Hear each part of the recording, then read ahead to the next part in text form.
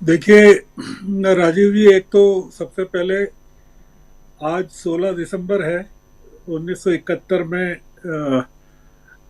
हम लोगों ने पाकिस्तान पर इंदिरा गांधी के नेतृत्व में देश ने जीत हासिल की थी और आज के दिन को विजय दिवस के रूप में मनाया जाता है। तो चाहे सरकार याद नहीं कर रही हो, हम लोगों को तो याद करना चाहिए देश के सैनिकों की बहादुरी के लिए और इंदिरा गांधी की बहादुरी के लिए कि और इसी जीत के बाद फिर हमको पता है कि अटल जी ने क्या कहा था। आपके दोनों तीनों मुद्दों पर मैं बात करता हूँ। ये जो तीन राज्यों में हार की बात है, ये कुप्रचार किया जा रहा है और इस प्रचार में हमारे भी जमात के कई लोग शामिल हो गए और वो ऐसा मानते हैं कि ये बहुत बड़ा धक्का है।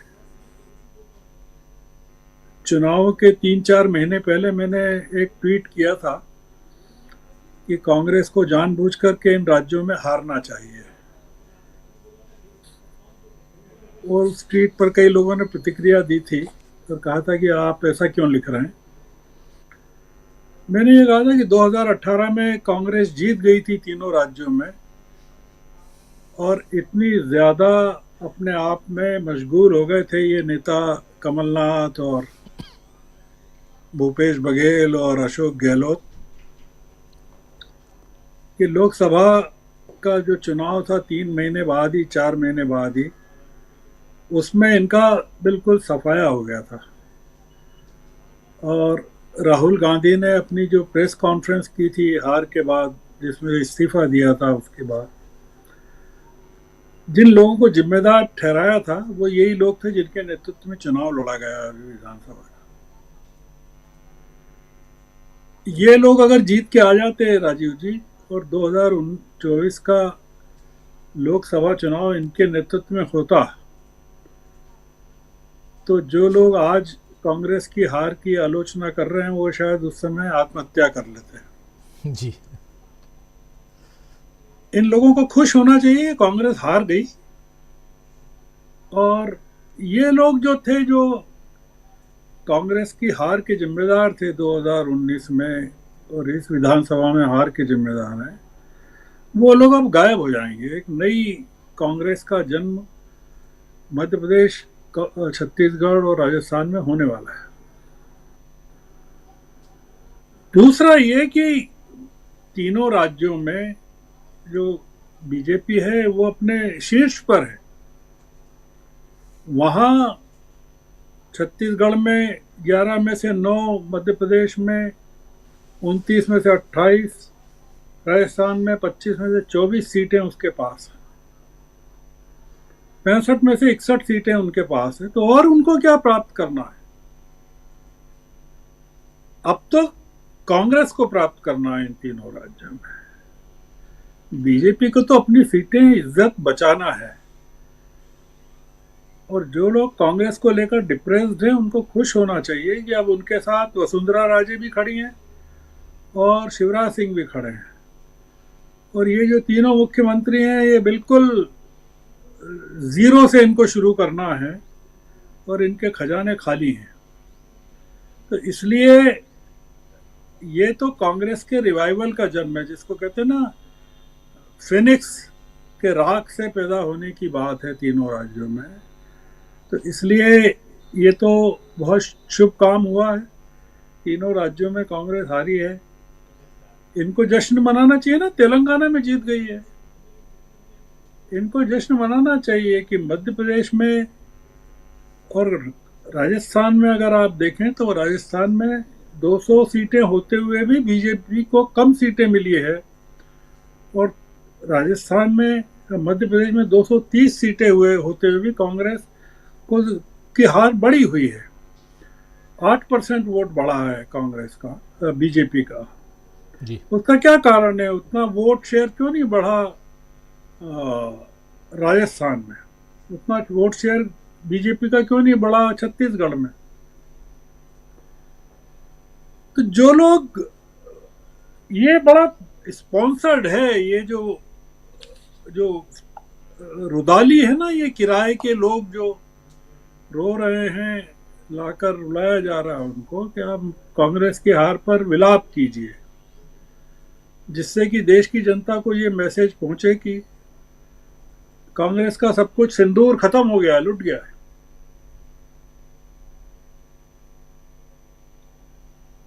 ये एक नैरेटिव जो गढ़ा जा रहा है, ये बीजेपी का भय जो है इसमें वो दिखाई दे रहा है। भारतीय जनता पार्टी के पास अब हारने के चांसेस हैं सब जगह। आप देखिए कि पिछले 2019 के चुनाव में कर्नाटक में ये लोग जीते थे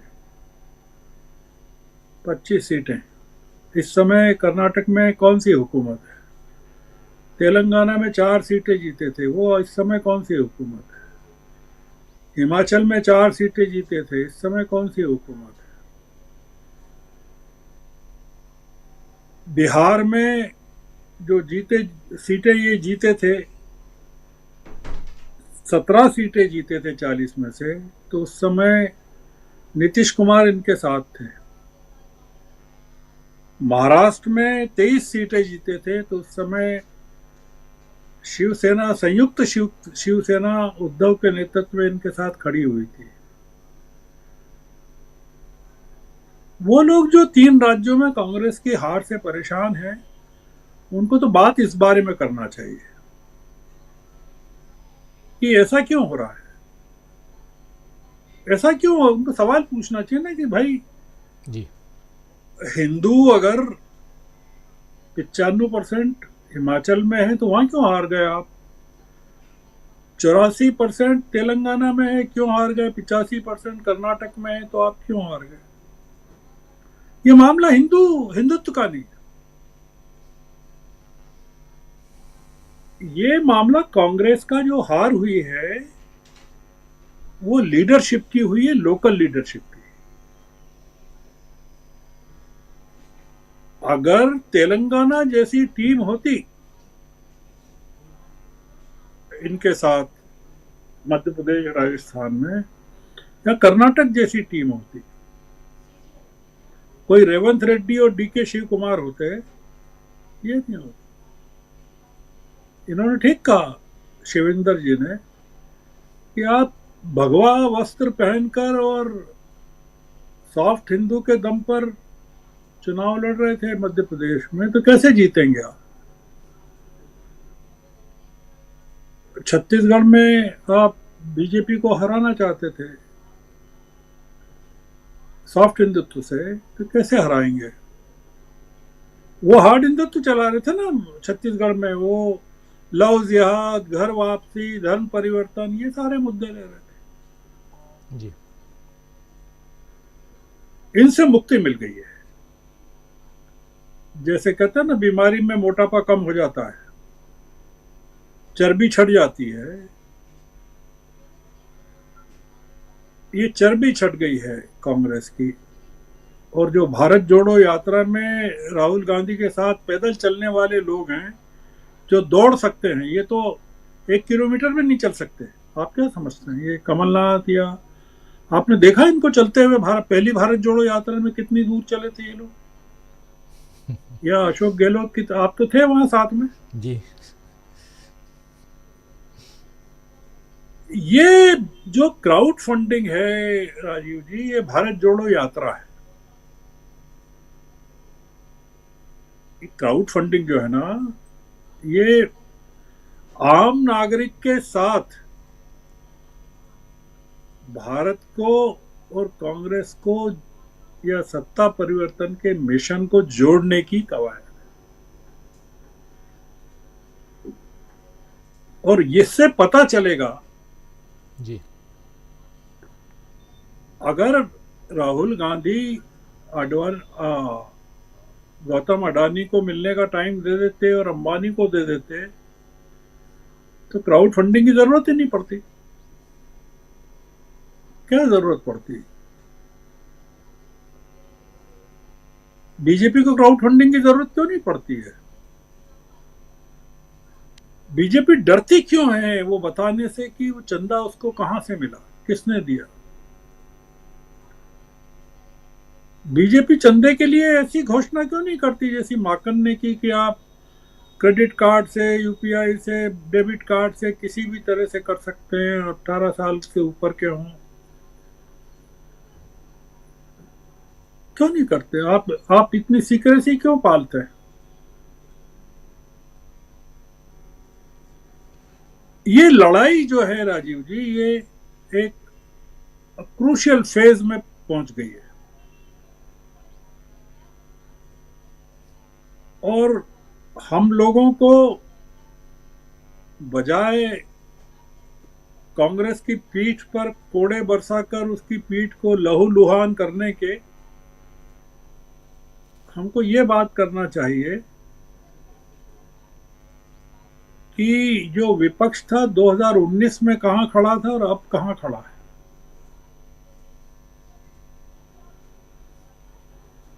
आप कल्पना कर सकते थे कि 2019 में ये जो बच्चे घुसे हैं पार्लियामेंट में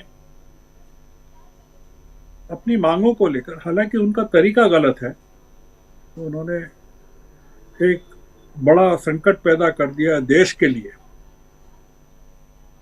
इन बच्चों ने देश के लिए संकट पैदा कर दिया राजीव जी, कि ये सरकार और ज्यादा सख्त हो जाएगी नागरिकों के प्रति और नागरिक अधिकारों के प्रति। बच्चों ने जो नुकसान किया है वो मांग उठाने का नहीं किया, जिस तरीके से इन्होंने किया है, इनको सरकार को एक हथियार मिल गया है कि विरोध की आवाज को दबाने के लिए वो किसी भी तरह से कर सकती है। ये नुकसान किया बच्चों ने। तो मतलब 2001 में जब बीजेपी की हुकूमत थी, एनडीए की थी, और जब जो आतंकवादी घुसे थे हथियारों के साथ जी। और 8-9 लोगों को मारा था उन्होंने, जिसमें 5 पुलिस कर्मी थे, 2 सिक्योरिटी के लोग थे, गार्डनर था, उसकी बात नहीं करती बीजेपी।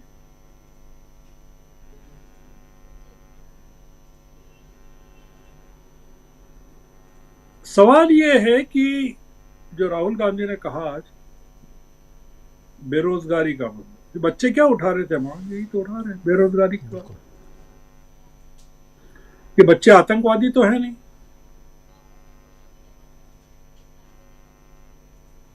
इनके ऊपर अपराध कायम होना चाहिए। एक सुरक्षा को तोड़कर ही घुसे हैं अंदर, पार्लियामेंट में घुसे हैं। जो अपराध होता है वो तो है, पर आप जिस तरह से, वो एक जो राष्ट्रीय महासचिव हैं बीजेपी के, वो कह रहे हैं छोटी सी घटना है।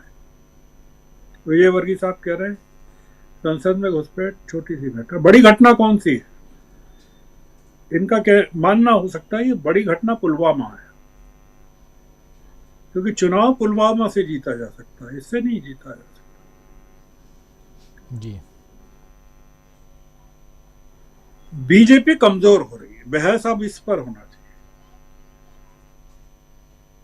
बहस इस पर होना चाहिए कि 3 राज्यों के जो नेता हैं जिनको दरकिनार किया गया है, उनके चेहरे देखना चाहिए। शिवराज सिंह को देखना चाहिए, जगह जगह जा रहे हैं।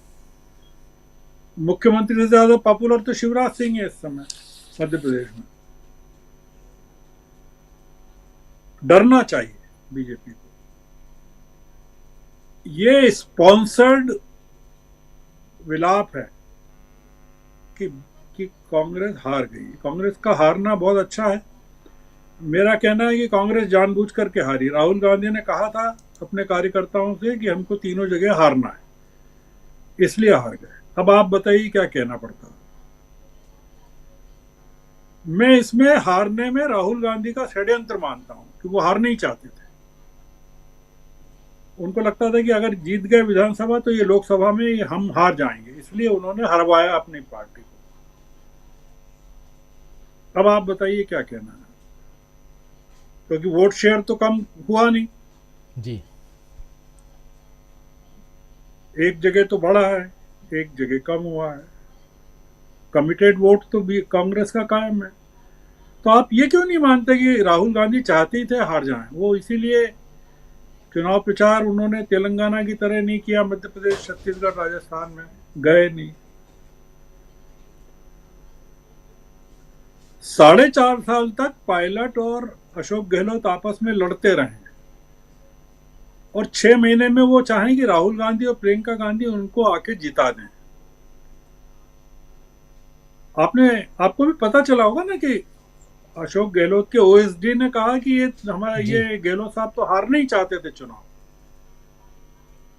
मुख्यमंत्री का ओएसडी कह रहा है कि हारना चाहते थे। बताइए इसके पीछे कुछ सच्चाई तो होगी कि नहीं होगी? तो बिल्कुल राजीव जी, आपकी डिबेट में अब ये जो बात होना ही नहीं चाहिए, हारने का डिप्रेशन और हारने का दुख, इसको आप मानकर चलिए कि ये जानबूझ करके विलाप किया जा रहा है, और ये भी स्पॉन्सर्ड है, बीजेपी स्पॉन्सर्ड है। क्योंकि बीजेपी की तेलंगाना में और मिजोरम में आपने देखा ना, एनडीए का घटक था जो सरकार थी वहां जी। वो जो हुकूमत थी वहां मिजोरम में, एनडीए का घटक सफाया हो गया। और अब आप देखना एनडीए ये इनकी नॉर्थ ईस्ट में क्या हालत होती है, असम से लगा के मणिपुर और त्रिपुरा में। ये तो जश्न का टाइम है। ये कोई क्राउड फंडिंग भी भारत जोड़ो यात्रा है, और भारत जोड़ो यात्रा के समय राहुल गांधी जब झोला लेके चलेंगे, जनता से पैसा इकट्ठा करेंगे, तब आप देखना जनता क्या देती है। बहुत बड़ी बात आपके श्रवण गर्ग साहब, बहुत सारी बातें हम लोग कर रहे हैं और बहुत कुछ अभी चर्चा में। एक बात जीतू पटवारी का नाम भी आ चुका है, जरा उस पर भी आपसे चर्चा चाहूँगा। मध्य प्रदेश में चूंकि आप हैं उस हिसाब से भी, और यहाँ से ये एक छोटा कदम लेकिन बहुत अहम कदम माना जाए क्या, जो बार बार कमलनाथ उसी पद पर विराजमान होते थे, और अभी 2 दिन पहले खबर आई थी कि अभी कमलनाथ प्रदेश के अध्यक्ष रहेंगे। अभी 2 दिन पहले हम लोगों ने खबर छापी है, उसी लिहाज से कह रहा हूं। यहां से कांग्रेस को किसी और दिशा में, जिसकी चर्चा आप पहले अपने वक्तव्य में कर रहे थे, जाते हुए देखा जाए क्या? नहीं, बहुत बड़ी घटनाएं हैं आज। 2-3 घटनाएं बहुत बड़ी है। एक तो ये प्रेम कुमार जी ने जो कहा उद्धव ठाकरे का, उद्धव ठाकरे बॉम्बे में प्रदर्शन कर रहे हैं सड़कों पर धारावी की पूरे प्रोजेक्ट जो अडानी को दिया उसके खिलाफ। ये बहुत बड़ी घटना है। बड़ी घटना इसलिए है कि इंडिया अलायंस के एक घटक शरद पवार जो हैं वो अदानी जी के साथ खड़े हैं, और उद्धव ठाकरे बहादुरी के साथ राहुल गांधी के साथ खड़े हैं। और आप सोचिए कि कितना बड़ा साहस जो है वो उद्धव ठाकरे दिखा रहे हैं वहाँ बॉम्बे जैसी जगह में, कितनी बड़ी ताकत के साथ वो लड़ रहे हैं। मतलब वो उद्धव ठाकरे लड़ाई अदानी से नहीं लड़ रहे हैं, मोदी से लड़ रहे हैं। तो इसका जो सीधा सीधा संकेत है वो ये कि 2024 की लड़ाई, क्योंकि महाराष्ट्र में चुनाव है 2024 में विधानसभा के जी, और 2 संसद के साथ वहाँ के उसके भी चुनाव हैं। तो बड़ा एक, और इनकी जो यात्रा है राहुल गांधी की वो महाराष्ट्र में समाप्त होने वाली है, जैसा कि प्रोग्राम पता चला, जो जाहिर हुआ है। देखिए मध्य प्रदेश, छत्तीसगढ़, राजस्थान में जो परिवर्तन आज हुआ है बड़ा ऐतिहासिक है। पटवारी जो हैं ये रेवंत रेड्डी टाइप हैं पूरे के पूरे। राहुल गांधी के साथ इनका जो इनकी इक्वेशन है वो गजब की है। मतलब जब किसान आंदोलन हुआ था मंदसौर में और काफी लोग मारे गए थे किसान, तब ये राहुल गांधी के साथ इन्हीं की मोटरसाइकिल पे बैठ के गए थे वहाँ। और जीतू बहुत ही ओबीसी समाज के हैं, बहुत ईमानदार और बहुत मेहनती हैं, और कोई कल्पना नहीं कर सकता था कि ये हार जाएंगे। पर जी राहुल गांधी का देखिए आप कि वो हार गए, उसके बावजूद उनमें यकीन दिखाया उन्होंने। और ये वो जो उमंग सिंगार हैं, जी ये जो हैं ये आदिवासी नेता हुई है बहुत बड़ी, जमुना देवी पूरे के पूरे निमाड़ क्षेत्र में की बड़ी जी जुझारू नेता हुई है, बड़ी। प्रकाश चंद्र जी सेठी के समय आदि मुख्य उप मुख्यमंत्री भी थी। ये उनके भतीजे हैं, और काफी ये इनकी बस एक ही चीज रही कि इन्होंने दिग्विजय सिंह के खिलाफ काफी मुहिम चलाई थी। और ये कटारे भी जो हैं, हेमंत कटारे, ये भी काफी युवा और काफी कई संकटों से निकल के आए हैं। तो ये जो लोग निकल के आए हैं मध्य प्रदेश में, और ये जो वहाँ आए हमारे बने हैं चरणदास महंत छत्तीसगढ़ में, जो दो लोग जीते थे पिछली बार 2019 का चुनाव लोकसभा का, उसमें एक जो है इनकी पत्नी थी कोरबा से, जी चरणदास महंत की पत्नी थी जो जीती थी।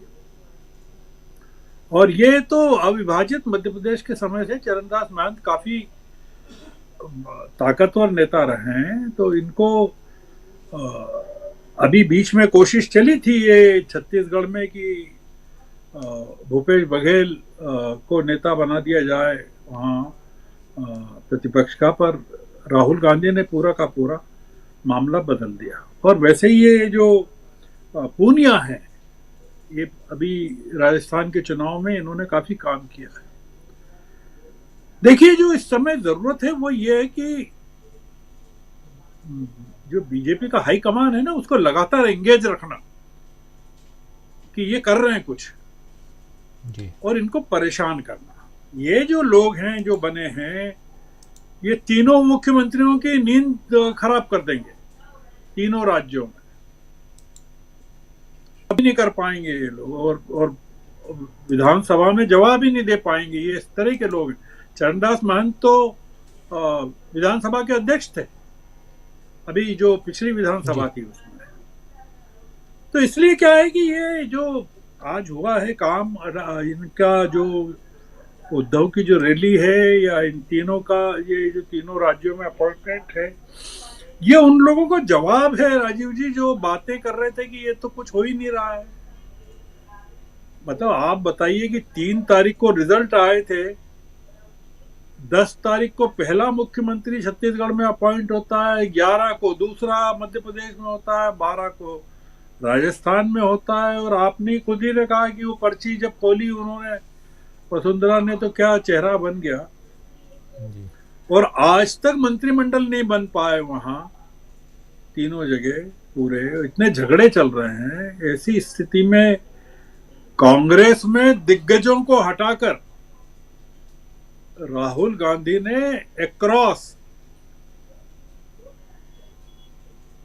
मैसेज दिया कि वो क्या करने वाले हैं छत्तीसगढ़ में, मध्य प्रदेश, राजस्थान ही नहीं, यूपी में क्या करने वाले हैं, बिहार में क्या करने वाले हैं।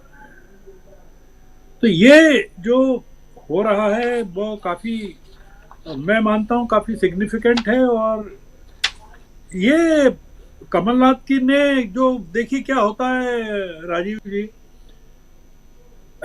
कमलनाथ ने अगर गलती नहीं की होती, जो ज्योतिरादित्य के खिलाफ कमेंट की थी जब, कि पब्लिकली जब पत्रकारों ने उनसे कहा कि ज्योतिरादित्य ने धमकी दी है कि वो आंदोलन करेंगे सड़कों पर आकर, तो उन्होंने कहा करने दो उनको, आंदोलन करेंगे तो हम भी देख लेंगे। ये ट्रिगर था ज्योतिरादित्य के लिए कांग्रेस छोड़ने का। अखिलेश की बात मत करो, ये उनका पब्लिक कमेंट था सीटों के बंटवारे पर। और अखिलेश देखिए आपने किस तरह नाराज हुए, और 70 सीटों पर उन्होंने उम्मीदवार खड़े किए, और इंडिया अलायंस को कितना, मतलब उसकी रेपुटेशन पे।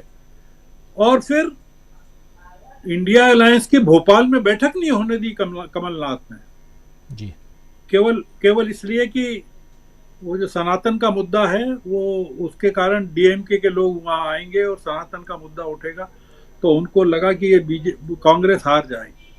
अच्छा हुआ बैठक नहीं हुई, क्योंकि कमलनाथ हार जाते तो वो पूरा ठीकरा इंडिया अलायंस की बैठक के सिर पे फूटता कि इन्होंने बैठक करवाई इसलिए मैं हार गया।